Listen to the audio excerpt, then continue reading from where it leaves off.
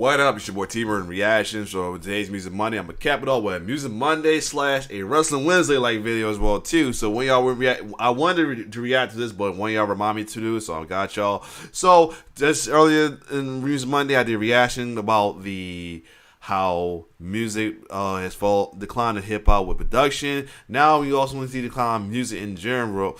It's like a lot of decline in different music as well too. Even music and wrestling as they had a decline as well too.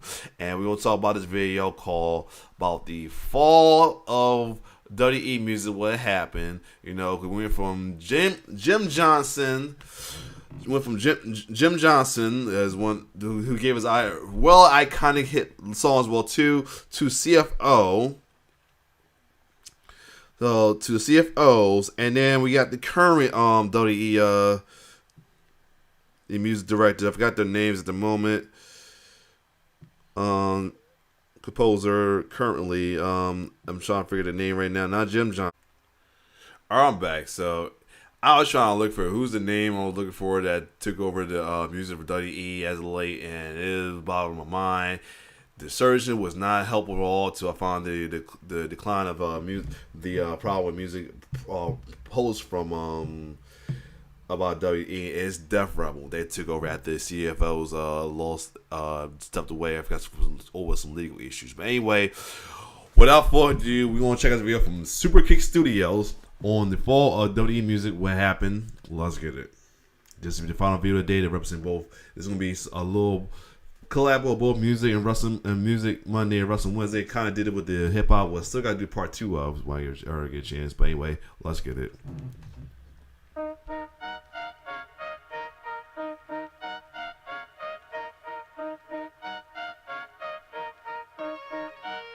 Music makes you feel something. Doesn't matter what artist you listen to, what genre you like, or when it's from. Music is everywhere, and it plays a huge part in how we're feeling in our everyday life. In the WWE, music can make or break a character. It's a huge part of the atmosphere of the show. The opening notes of a wrestler's theme could send chills down your spine as you wait in anticipation. Despite some of the guys that are heel and everything, but all in all, like I always say, when I want to, play safe with anybody, not saying I won't be showing that I'm showing love to any bad guy villain, but okay, I'm freezing real quick. Yeah, showing signs of showing love to bad guys or villains, but all kayfabe gimmicks and alignment aside, this is whole car effects how WWE things makes and breaks of wrestlers. Well, too, even the wrestler may not be the best wrestler. It makes you. If you don't like the wrestler, you may like the theme at the moment. Whether you don't like them completely or at the moment because of the current alignment or storyline gimmick. Like me with the Tribe of Queef, I fucks with Roman when he was a face or anything, but not as a heel right now because I don't fucks with heel. I don't root for bad guy villains. That's my reasons. But anyway. Themes can be nice sometimes, well, too, no matter what. So let's keep going. Okay, anytime now. It can add value to a story underneath a great promo package, build anticipation for an upcoming match or final goodbye. There's so many ways in which music is important to wrestling. Listen to these snippets I'm about to play. Yo.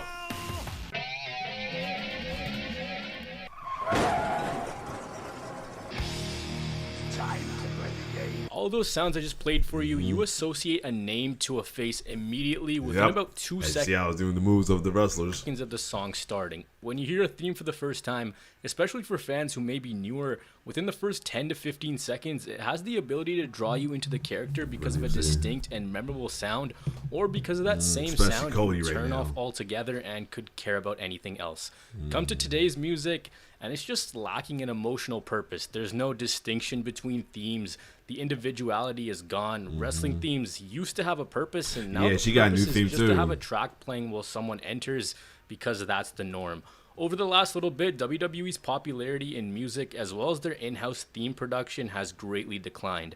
In recent years, their music has really lost a lot of what made it special. Now there's random instrumentals, weird beats which sound like they've been pulled from the YouTube royalty-free music library, basically the same sound for a majority of the roster, and a general step back in production quality. They've strayed completely away from collaborating with bands and wrestlers as well as... Oh god, I ain't gonna lie, I detest him when he used to spit on guys. That was his thing for a minute. That used to disgust me. licensing outside music. Jim The Johnston. days of Jim Johnston seemingly giving the most random wrestlers a unique theme are gone. CFO's music has also been phased out to add to that. WWE music overall is just not what it used to be. So we're going to look at what happened, the rise of theme music, the men behind it, and WWE's insane music library that some people may not have even heard of. For 30 years, WWE music was a machine of consistently crafting hit after hit with mainstream artists and so much more. And things began in the perfectly named rock and wrestling era. As crazy as it is, the reason that WWE... Shout out to Becky Lynch surprisingly did a good job of Cyndi Lauper on Young Rock. went mainstream was because of music and the musician Cyndi Lauper. Lauper had a song called Girls Just Wanna Have Fun, and she met WWF manager Lou Albano on a plane. When the time came to put the music video together, she knew that Albano had to be in there. Perfectly enough, Lauper hammerlocked him in the video. Well, there was also a Piper's Pit segment where Lauper appeared and began a storyline with him, and this moment blew up because of Entertainment Tonight's coverage of it. Lauper's music was providing big-time hits for MTV, and her record label saw a WWF and MTV collaboration as huge. Both music and pro wrestling had been in existence and popular for a long while, but the partnership of MTV and WWF took things to a whole new level. The network themselves wanted to go beyond just music because they didn't get too much money for playing these videos, and it was oftentimes a repeat cycle. So they I used to remember the animated intros for the MTV used to be awesome. Into broadcasting pro wrestling.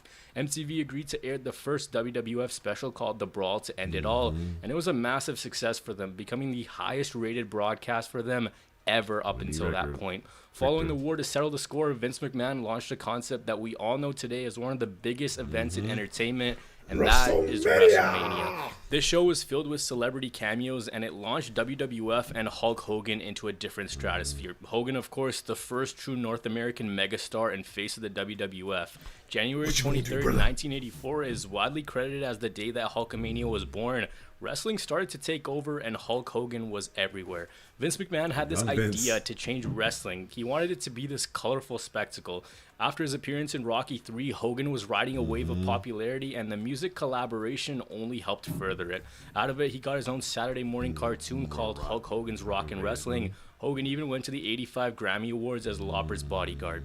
The partnership helped WWF become prominent, which is what Vince wanted as he saw the incoming explosion of cable television. The allure to see larger-than-life heroes cross over with a who's who in the music world propelled WWF into the mainstream. Animated series, interviews, cameos became the norm, but music became bigger for the WWF. In 1985, they released their first album called The Wrestling Album. In here was a song called Real American, which actually wasn't even intended for Hulk Hogan. His track on the CD is literally named Hulk Hogan's Theme. That one was eventually used for his cartoon, and Rick Derringer's theme became Hogan's.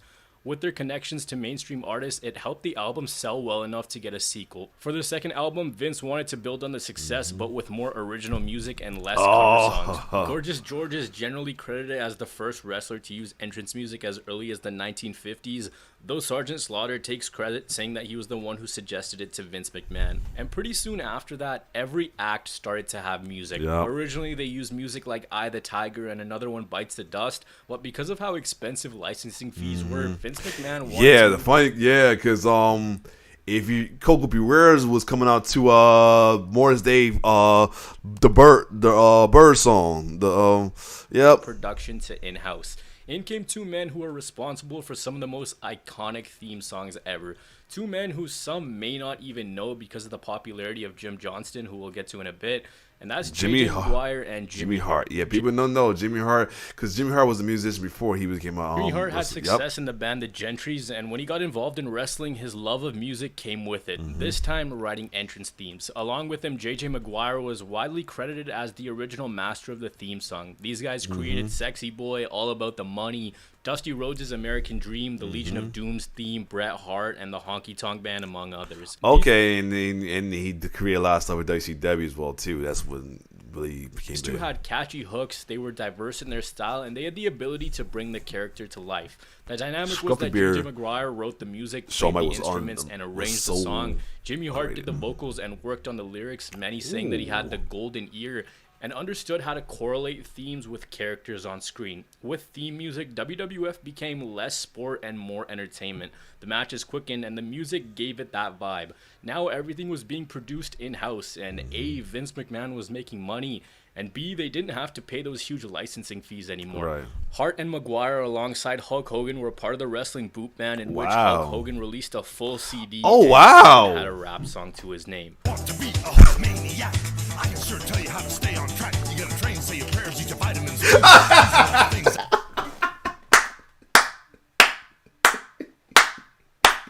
Well, years later, we get one from Muscle Man, be a man, Hulk Hogan. Yo, who remember that damn how fucking Hulk Hogan, fucking Muscle Man try to be Muscle Man, but goddamn Muscle Man had a rap called this is Hulk Hogan. That the maniacs do. This only helped grow his name. Following the release of Pile Driver, the wrestling album, Yup. WWE created a third one, which was called WrestleMania, the album. Ooh. And this one was co-produced by Simon Cowell. Wow. The focus changed from having wrestlers sing music to just selling compilations of theme songs. As the company moved away from the new generation era, they hit their peak popularity and would not only produce what's seen as their best programming, but began an insane 15-year stretch of continued success in music. This began in the Attitude Era, the most profitable and popular time frame for the WWF. Add to that two mainstream megastars in The Rock and Stone Cold, and the possibilities were endless. By the 1990s, gangster rap had spread across the world, and even though rock was still a bigger genre, the swearing and eccentric nature of the medium was what many thought was cool. Well, couple that with the Attitude Era, which was all antics and mayhem, and you have a winning formula.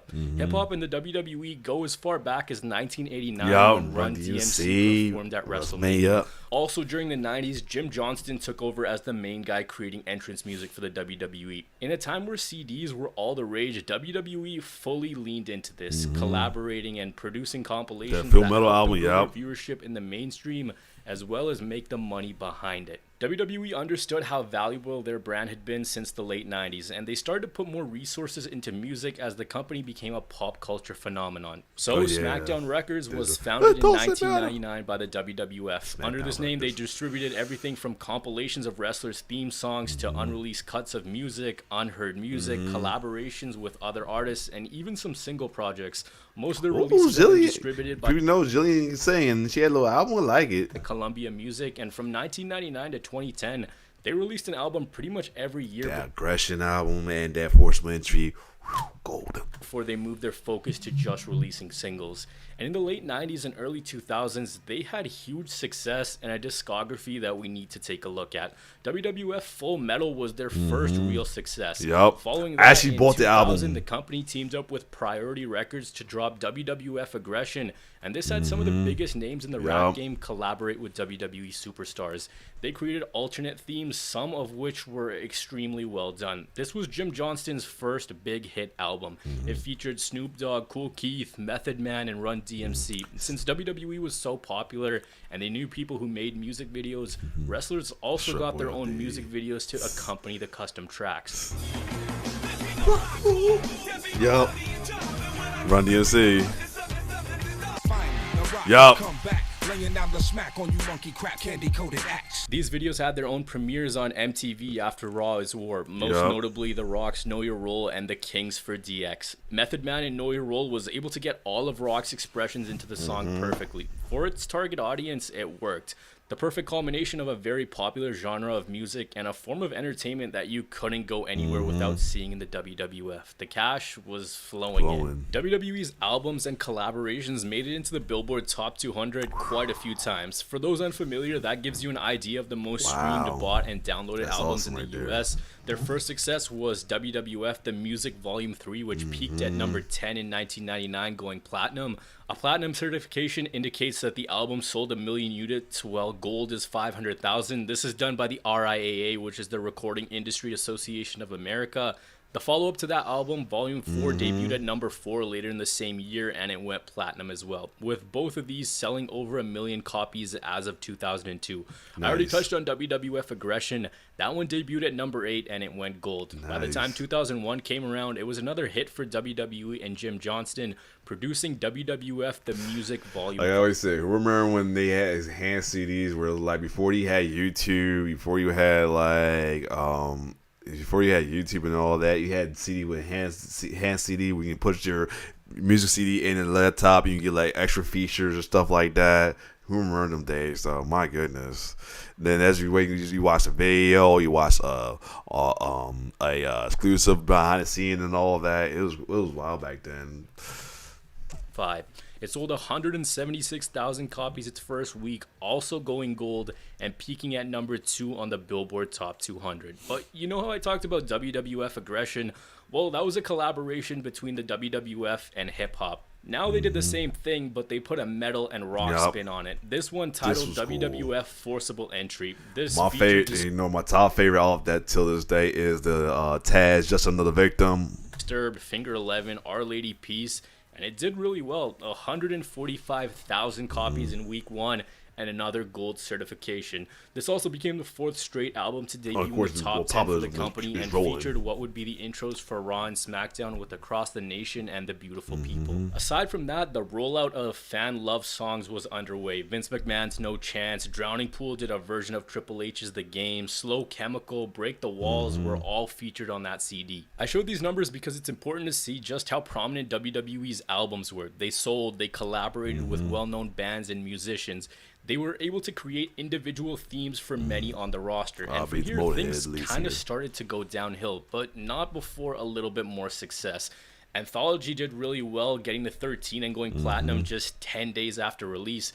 WWE Originals in 2004 didn't get any certification, but reached 12 on the charts. Nice. If you haven't checked this one out, I'd recommend giving the Kurt Angle song a listen. The thought of Kurt Angle in a studio belting out "I Don't Suck" never failed to make me laugh.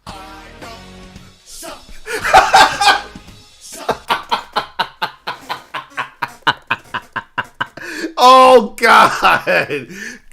Only Kurt Angle. God damn it! Fuck.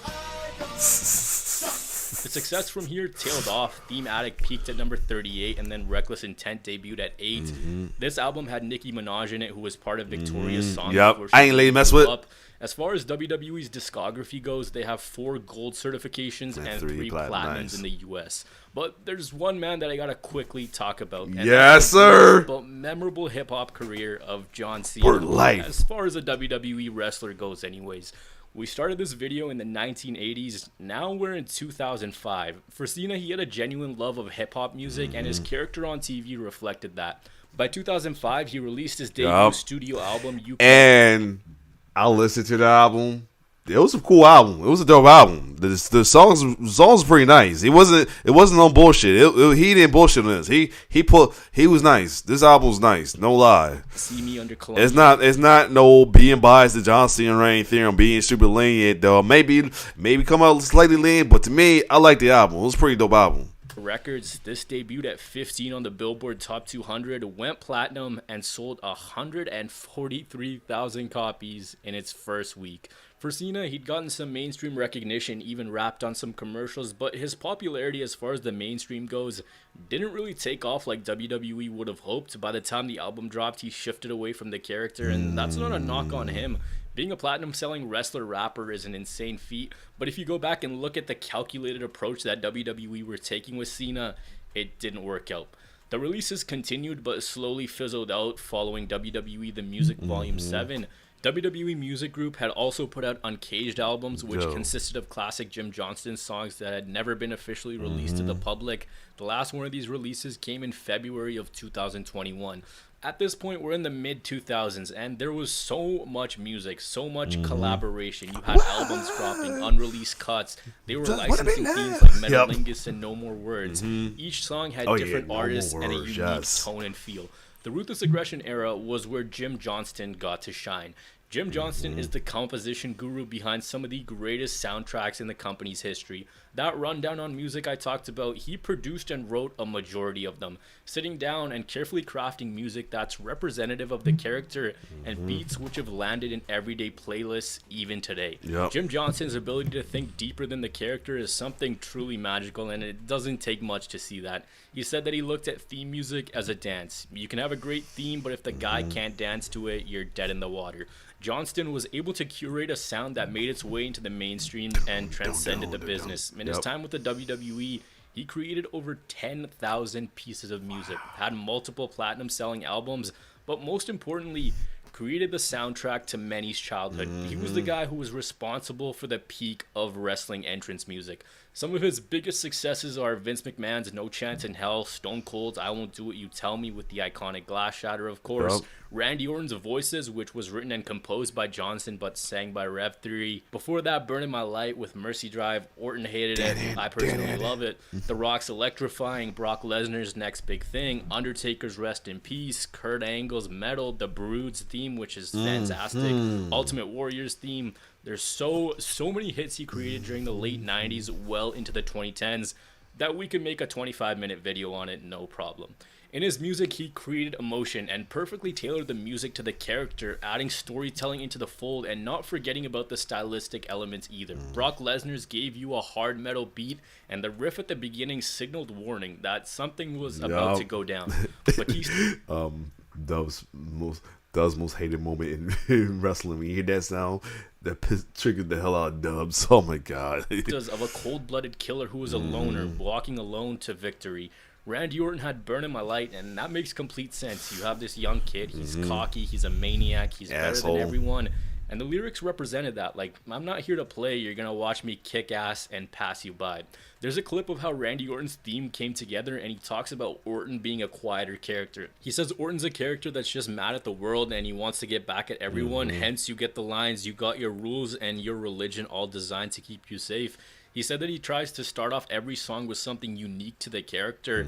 Think about all those riffs that I played at the top of the video. What set the music apart was the instant recognizability. Rock's catchphrase, Austin's Glass Shatter, Taker's Gong, Foley's Car Crash. With him, you saw involvement from the wrestlers in the music. I'm pretty sure a lot of you guys, when you were younger, thought that the wrestlers actually sang their song, which is crazy to think of, right? This one. When someone would turn heel, they'd get a more slowed down version of their music, more dark and cryptic, and it wouldn't be a complete 180. They'd eventually go back, or they'd get a new theme altogether that would still fit. I still kind of wish they show how I still wish he kept the face version of Hollywood Rock to the WrestleMania match with him and Mick Foley versus Evolution, but I get it. I kind of wish he kept that for a minute before he go revert back to the If You Smell. With that, a very important factor I mentioned at the top of the video was collaboration. With Johnston's music, he would bring in the right band to form a different and distinctive sound. Figure 11, Killswitch Engage,